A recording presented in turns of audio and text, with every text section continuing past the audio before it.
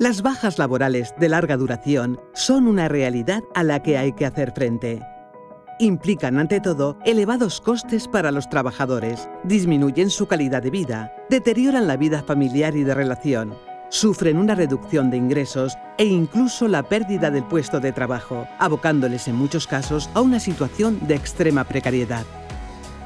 Pero también constituyen un problema de salud pública con enormes repercusiones tanto en el Sistema Nacional de Salud como en el Sistema de Seguridad Social, aumentando el riesgo de la incapacidad permanente, disparando el gasto en prestaciones económicas e incrementando el gasto en asistencia sanitaria.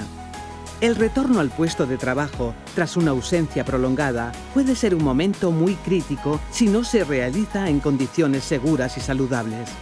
Hasta el momento, las políticas preventivas puestas en marcha desde las administraciones públicas se han orientado fundamentalmente a la reducción de los accidentes laborales y en menor medida de las enfermedades profesionales. En cuanto a la gestión de la incapacidad temporal, todos los esfuerzos se han centrado en contener el gasto, recortando la prestación, redoblando los controles sobre las personas trabajadoras y reduciendo la duración media de los procesos. Sin embargo, el retorno al puesto de trabajo tras bajas de larga duración apenas ha encontrado un hueco dentro de las políticas de salud laboral y políticas de salud pública desarrolladas en nuestro país. Cuando hablamos de volver al trabajo tras una baja prolongada, la adaptación laboral supone un reto para el trabajador, para la empresa y para el servicio de prevención. Esto no es solo por el propio proceso de adaptación que lleva implícita la vuelta de un trabajador que ha permanecido fuera de la empresa durante un periodo largo de tiempo, sino también por la consideración de su capacidad laboral en la gestión preventiva de la empresa. Pero, ¿cuándo se da el caso de ausencias prolongadas por motivos de salud? Son dos las contingencias que pueden causar ausencias prolongadas por motivos de salud. En primer lugar, aquellas bajas derivadas de accidentes de trabajo y enfermedades profesionales, y en segundo lugar estarían las patologías comunes. En el primer caso, la vuelta al puesto de trabajo sí que está provista de una serie de garantías legales contenidas tanto en la Ley General de la Seguridad Social, en lo que a enfermedades profesionales se refiere, como en la Ley de Igualdad de Oportunidades, No Discriminación y Accesibilidad Universal, cuando estamos hablando de personas trabajadoras discapacitadas. En el segundo caso, si bien sí que existe un deber general de adaptación del trabajo a la persona, la legislación no contempla expresamente cómo puede desarrollarse esta obligación, más allá de lo que dispone el artículo 25 de la Ley de Prevención de Riesgos Laborales. A este respecto, según dicha ley, se establece como principio de la acción preventiva adaptar el trabajo a la persona, en particular en lo que respecta a la concepción de los puestos de trabajo, así como la elección de los equipos y los métodos de trabajo y de producción, con miras en particular a atenuar el trabajo monótono y repetitivo y a reducir los efectos del mismo en la salud. Asimismo, el artículo 25.1 de la norma, relativo a la protección de los trabajadores especialmente sensibles a determinados riesgos, establece la obligación empresarial de garantizar la protección de los trabajadores que, por sus propias características, incluidos aquellos que tengan reconocida la situación de discapacidad física, psíquica o sensorial, sean especialmente sensibles a los riesgos derivados del trabajo, incluidos aquellos que se encuentren manifiestamente en estados o situaciones transitorias que no respondan a las exigencias psicofísicas de los respectivos puestos de trabajo. Es por esto que, teniendo en cuenta dichos aspectos en las evaluaciones de los riesgos, se tendrán que adoptar las medidas preventivas y de protección necesarias. Lo nuclear o decisorio en este caso es precisamente la especial sensibilidad a los riesgos. Las características personales de las que habla el artículo 25 estarían referidas a la existencia de patologías físicas, psíquicas o cualquier otra afectación o deficiencia en el estado de salud que, aunque no generen una incapacidad laboral o no generen una discapacidad, pueden agravarse por las condiciones de trabajo o bien le impiden al trabajador dar respuesta a las exigencias psicofísicas del puesto.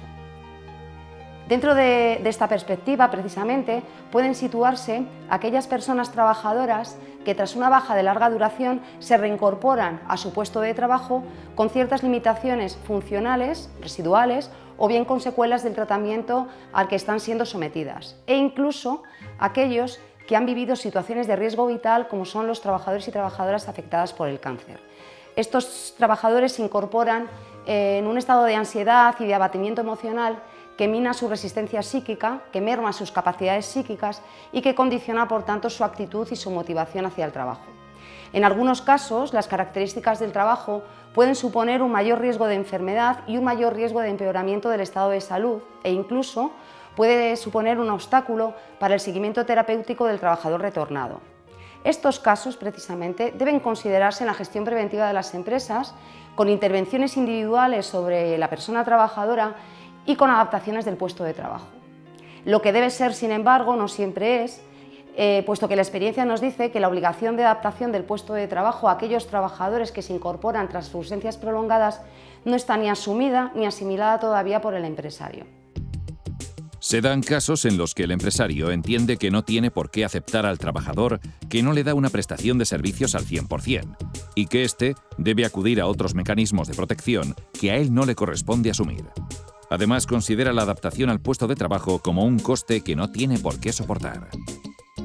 Esto coloca en una posición difícil al trabajador, porque, por un lado, tiene reconocido un derecho que solicita y que responde a una situación objetiva, y, por otro lado, debe enfrentarse, en la mayoría de los casos, a la negativa de la empresa a aplicar las medidas preventivas que son necesarias.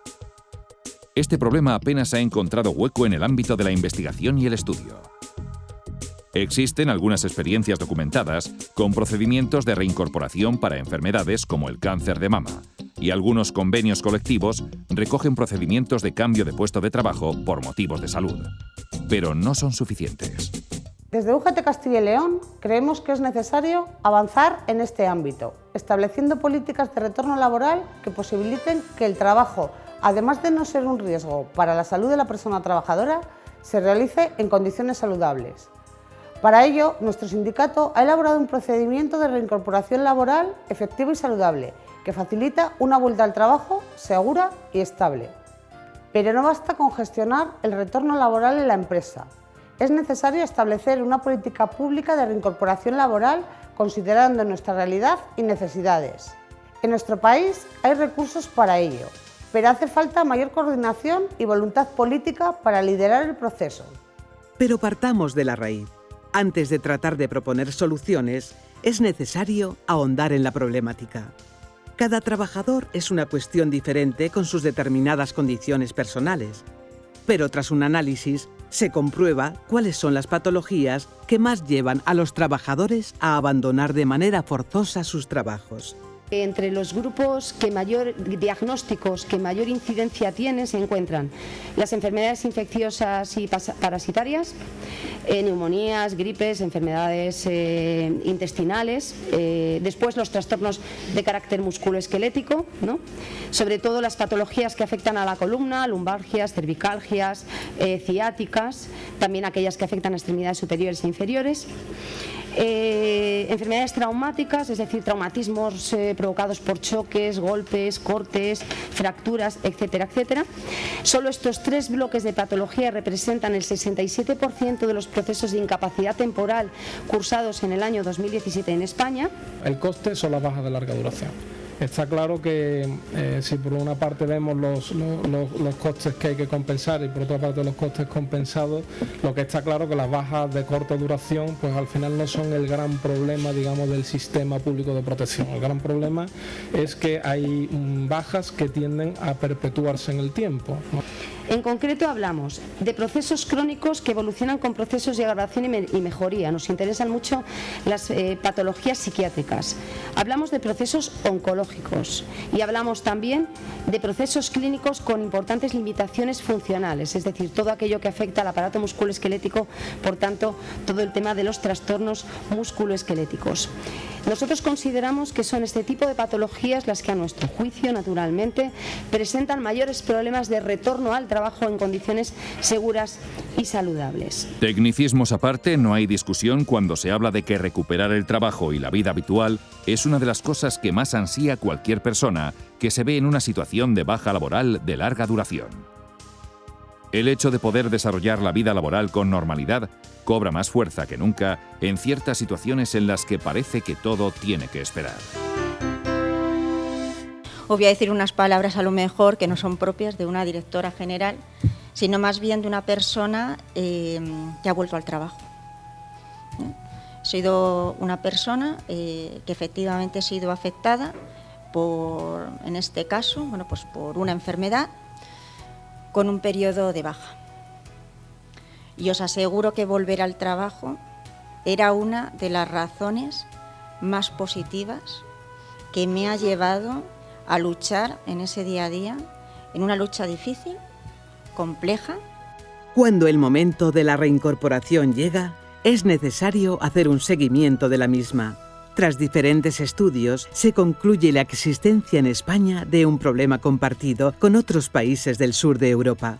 Que en nuestro país, no solamente en nuestro país, en el conjunto de países del sur de Europa, pero incluso incluyendo a Francia, no había una tradición de seguimiento de los procesos de vuelta al trabajo, ni en España, ni en Portugal, ni en Francia, ni en Italia, no había nada, pero que sí que había algunos sistemas ya bastante consolidados en otros países, ¿no? Fundamentalmente en el centro de Europa, en los países nórdicos y también en el Reino Unido. Si nosotros tenemos que hacer un modelo de vuelta al trabajo, retorno al trabajo, tenemos que pensar en que tenemos un país con mucho desempleo y grandes bolsas de empleo de baja cualificación. Para el sector servicio, donde es más intercambiable, como no hagamos un modelo, digamos, más estructural, con desarrollo normativo en el que se impliquen las administraciones públicas, difícil lo veo, ¿no? Pero esto no es solo una cuestión para arreglar a nivel de país. Las propias empresas pueden crear sus propios modelos para la reacogida de sus trabajadores tras bajas prolongadas. Se van a analizar cuáles son las condiciones de trabajo que tenía este trabajador, cuáles son los problemas de salud que tiene, cuál es la evaluación de sus capacidades restantes después de la enfermedad, no solo de las intervenciones, sino también fruto muchas veces pues, de terapias químicas que son muy agresivas. Conocer y tratar con el trabajador y con el grupo cuáles son las relaciones interpersonales que se generan en esa organización y luego determinar con una nueva análisis de aptitud cuáles son las nuevas condiciones de trabajo que va a haber en esa organización. Siempre poniendo el foco en la persona, foco individual, solución individual y en el problema que ha tenido, en la merma de capacidad o en las capacidades que le quedan tras esa baja. Es decir, esto es un tratamiento individual, aunque haya unas medidas generales que podamos aplicar a todos, esas medidas de temporalidad, de flexibilidad, etcétera, hay que hablar de un tratamiento individual, no de un tratamiento general. Para proponer soluciones válidas, es necesario analizar bien los puntos a tratar. Comencemos detallando la problemática que tiene que ver con problemas musculoesqueléticos. Los trabajadores se suelen incorporar al trabajo sin que se hayan realizado modificaciones o que los cambios que se han realizado pues no permiten que el trabajador se reincorpore sin molestias o sin problemas. Sí que es bueno que a lo mejor esa incorporación sea como paulatina, ¿no? Que eso es algo que habría que ir pensando, decir, bueno, ¿cómo hacemos para que una persona que vaya poco a poco entrando en ese entorno de trabajo, a lo mejor trabajando menos horas o trabajando en otras cosas que no requieran pues el que se pueda agravar esa patología por la que ha sufrido la baja, etcétera. Evidentemente es imprescindible conocer el puesto de trabajo, cuáles son los requerimientos o cuáles son las demandas del puesto de trabajo, pero es imprescindible también conocer cuáles son las capacidades que le han quedado a un trabajador tras una baja por trastorno musculoesquelético, esté relacionada o no con el puesto de trabajo. Para ello es necesario realizar una valoración funcional, conocer las capacidades, como comentaba, y comparar esas capacidades con las demandas o los requerimientos del puesto. Y a partir de ahí decidir. En muchas ocasiones son los trabajadores y trabajadoras que tienen la solución, porque ellos conocen el proceso y son los que nos dicen lo que hay que poner. El éxito de la reincorporación pasa por adaptar los puestos a las nuevas capacidades del trabajador, ya sea de forma definitiva o temporalmente. La ergonomía participativa es clave para adaptar los puestos de trabajo. El equipo de trabajo evidentemente tiene que ser multidisciplinar. Aquí desde IBV nosotros solo trabajamos la parte ergonómica, pero bueno, evidentemente la parte psicosocial es clave. Y se requiere también, como hemos comentado, la parte de la administración pública para conseguir que esta incorporación pueda ser progresiva y no nos incorporemos al 100%, que no estamos al 100% después de una baja de larga duración. Otra de las patologías que más bajas de larga duración causa es el cáncer. Estos trabajadores se enfrentan a enfermedades que en ocasiones son duras y largas, con tratamientos agresivos y que les pueden mermar tanto física como psicológicamente. Con los años, tanto el diagnóstico como el tratamiento de la enfermedad va encontrando avances, pero no sucede lo mismo con el retorno al trabajo tras la baja. Hay avances en el cáncer se diagnostica mejor, se trata mejor, el pronóstico mejora, pero sin embargo el retorno laboral sigue siendo dificultoso. Hay muy pocos avances en esto. Hemos mejorado, sí, pero claro, nos tenemos que retrotraer a hace 30 años cuando el INS a alguien que tenía un cáncer le daba la absoluta.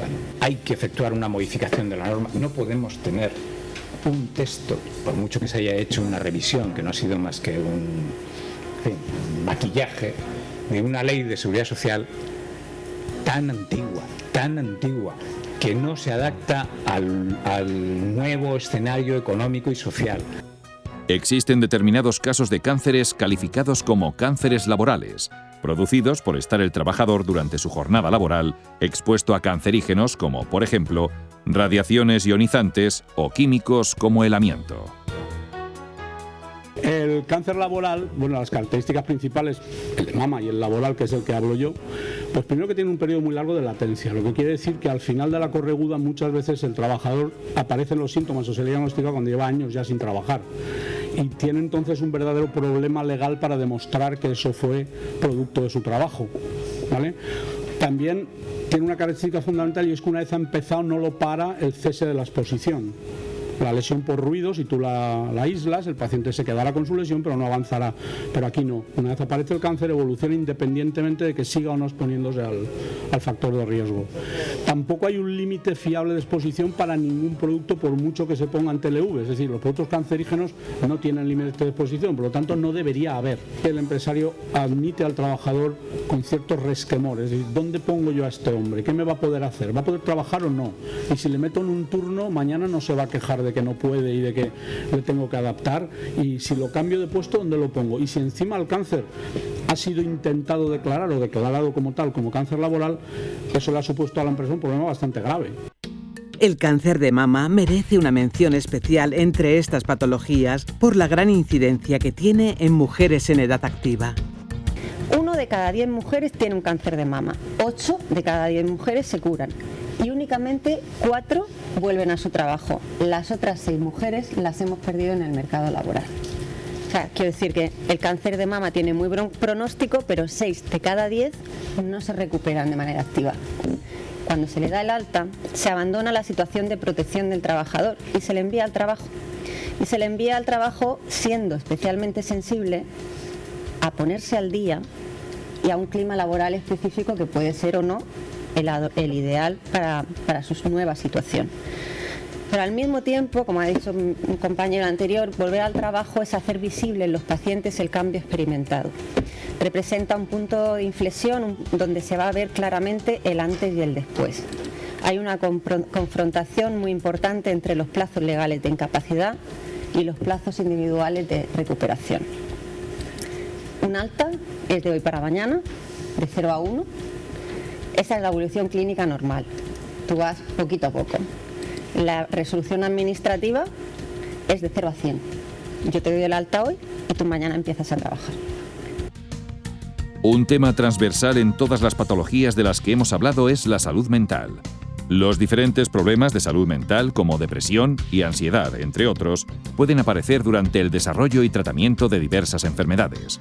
Sin embargo, también en ocasiones aparecen sin estar unidas a los problemas anteriormente citados y son de por sí causa de bajas laborales.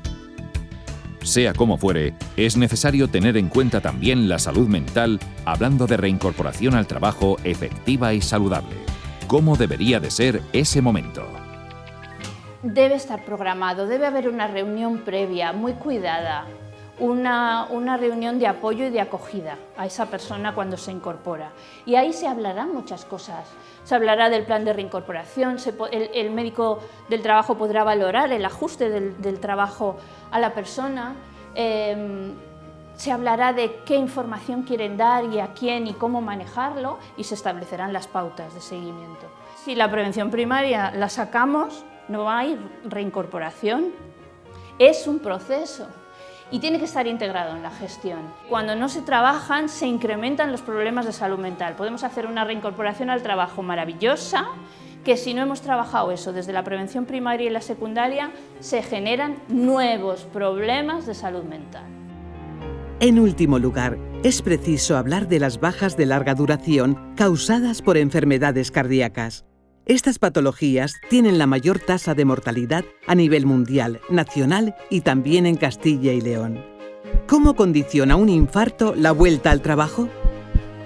El infarto tiene una peculiaridad que no tiene, por ejemplo, el cáncer, que es una patología también muy invalidante. ¿Y cuál es? El miedo y el susto a que el hacer un sobreesfuerzo te desencadene un infarto. ¿Por qué? Porque el infarto es una enfermedad súbita. El que tiene molestias por un cáncer, bueno, pues no se espera sustos más graves. Puede que se canse antes o que se canse después. Cuando se cansa, pues descansa. Pero el que ha tenido un infarto o el que ha tenido una disección de aorta, ojo, no tiene por qué ser solamente un infarto. Es decir, claro, es que si yo cojo y tengo que levantar 30 kilos, yo no sé si me va a subir la tensión mucho y se me va a rajar más la aorta o me va a desencadenar el dolor otra vez de nuevo. Es decir, la asunción progresiva del esfuerzo, es decir, todo lo que sea trabajar la flexibilidad de la incorporación de un trabajador, de un paciente que sufre de un infarto, flexibilizar su incorporación al trabajo, ir asumiendo de forma progresiva aquellas tareas que requieren mayor esfuerzo es clave, es vital, ¿no? O incluso la adaptación también del puesto de trabajo, cómo no. Fijándonos en patología tras patología con expertos en diferentes materias implicadas, analizando la situación actual, se observa la necesidad de toma de medidas y regulación desde instituciones, organismos y empresas para lograr una vuelta al trabajo efectiva y saludable tras una baja prolongada. Que el abandono temprano del trabajo por motivos de salud deje de ser una realidad en el tejido laboral para convertirse en una vuelta al trabajo con normalidad. Que el retorno a la vida laboral no suponga una dificultad añadida a quien sale de un tiempo de inactividad por problemas de salud.